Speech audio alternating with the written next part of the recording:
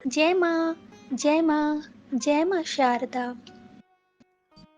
माँ का इतना सुंदर समझाने का एक तरीका था जिससे उनके सभी भक्त मोहित हो जाते थे, प्रभावित हो जाते थे। एक बार एक शिष्य ने माँ से पूछा, माँ, आपके एक सन्यासी शिष्य ने भगवा वस्त्र क्यों पहनना छोड़ दिया, क्यों उतार दिया? माँ ने इतना सुंदर उत्तर दिया जो हमारे ज्ञान में वृद्धि करता है। माँ का कहना था, बाबा, हमारे पास कई युवा लड़के आते हैं, दीक्षा ग्रहण करते हैं और सन्यासी बनकर व्रत नियमों का सारा जीवन बड़ी निष्ठा से पालन भी किया करते हैं। उनको पहला भगवा वस्त्र मेरे द्वारा ही प्रदान किया जाता है। ये भगवा वस्त्र अति सम्मानीय वस्त्र होता है। गेरुआ वस्त्र धारण करने के पश्चात सन्यासी को पग पग पर अनुशासित जीवन का पालन करना पड़ता है, क्योंकि वह सन्यास धर्म का पालन कर रहा है। अतः समस्त सांसारिक और भौतिक विषय वस्तुओं से उसका मन विरक्त होना चाहिए। उसके मन, उसके कर्म, उसके वचन में वैराग्य, त्याग, निस्वार्थ भाव का होना चाहिए। सेवा भाव तथा अध्यात्म पथ का ही उसे अनुसरण करना चाहिए। जो भगवा वस्त्र है, यही तो हर क्षण एक सन्यासी को त्याग का द्योतक बनकर हमेशा मर्यादा में रहना सिखाता है। तुम जिस सन्यासी का उल्लेख कर रहे हो, मैंने सुना है वह कुछ दिन किसी गृहस्थ के घर में रह रहा था।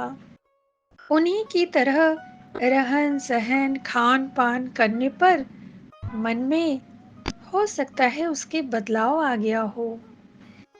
इसीलिए तो किसी सन्यासी को किसी गृहस्थ के घर में नहीं रहना चाहिए। इससे उसके मन, उसके कर्म में एक अलग ही प्रभाव पड़ जाता है। शायद उक्त गृहस्थों से प्रभावित होकर उस सन्यासी ने भगवा वस्त्र का त्याग कर दिया है, परंतु ऐसा होना नहीं चाहिए था।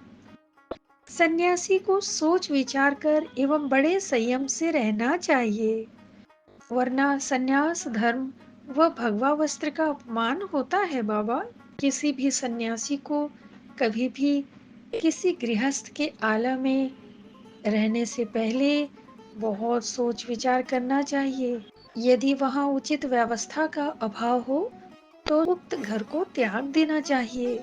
यदि वहाँ मन को भटकाने वाली व्यवस्थाएं हो, सांसारिक चीजों को आकर्षित करने वाली व्यवस्थाएं हो, तो स्वाभाविक है एक सन्यासी का मन उन्हीं सब विषय वस्तुओं से आकर्षित होने लगता है, जो कि कदाचित उचित नहीं है। अतः अपने मन को संयमित करने के लिए किसी भी सन्यासी को किसी भी गृहस्थ के घर में नहीं जाना चाहिए और नहीं रुकना चाहिए। यहाँ तक कि उनके द्वारा बनाए गए भोजन को भी ग्रहण करने पर मन में, किसी भी सन्यासी के मन में उसका भी एक अलग ही प्रभाव पड़ ही जाता है।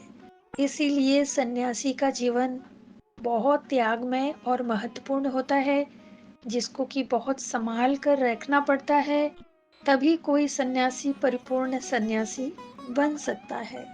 जब कोई सन्यासी अपने संपूर्ण जीवन को त्याग में बना लेता है, मन से और अपने कर्म से, तब कहीं वह एक सही मायने में सन्यास धर्म का पालन कर पाता है। तब कहीं वह सही मायने में एक सन्यास धर्म का पालन करता है।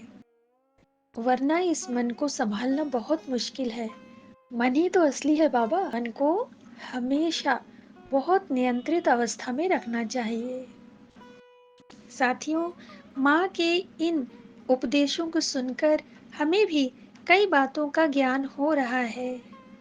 हमें भी अपने जीवन में अपने मन को संयमित रखने के लिए अनुचित स्थानों का ख्याल रखना चाहिए, कहाँ ठहरना चाहिए, कहाँ भोजन ग्रहण करना चाहिए, इन सब बातों का भी हमें ख़याल रखना चाहिए, ताकि हमारी जो जीवन शैली है, जो हमारी कर्म व्यवस्था है, उस पर किसी भी प्रकार का आँच न आए। आशा है साथियों, आप लोगों को भी आज का यह ज्ञानवर्धक विषय अच्छा लगा होगा। यदि अच्छा लगा है तो कृपया मेरे चैनल को लाइक करें, शेयर करें और पहली बार आए हैं तो सब्सक्राइब भी कर दीजिएगा, बेल आइकन को टैप कर दीजिएगा। बहुत बहुत धन्यवाद। बस आज इतना ही। जय मां शारदा।